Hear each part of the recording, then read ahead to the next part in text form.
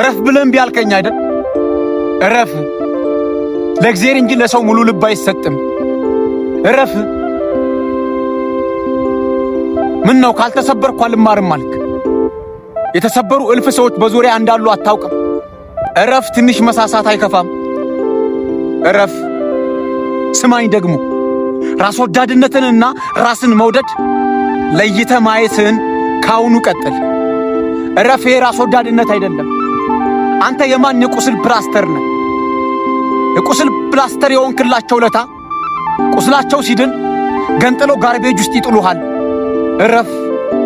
ተሰባብረው ጠባሳ ያተረፉ በዙሪያህ ሞልተዋል። የግድ ጠባሳው አንተ ላይ እስኪደርስ አትጠብቅ። እረፍ። ከነሱ ተማር። ጠጋበል ይነግሩሃል። ራሱን የወደደ ነው ሌላውንም የሚወደው። ታላቁ መጽሐፍም የሚለው ባልንጀራን እንደ ራስ ውደድ አይደል? ራሱን ያልወደደ ማንንም ሊወድ አይችልም። እረፍ። እረፍ። ሙሉ ልብ ለሰው አይሰጥም። እረፍ። ሙሉ ልብ ለእግዚአብሔር ነው የሚሰጠው። ይሄ የኔ ዓለም ነው። እረፍ።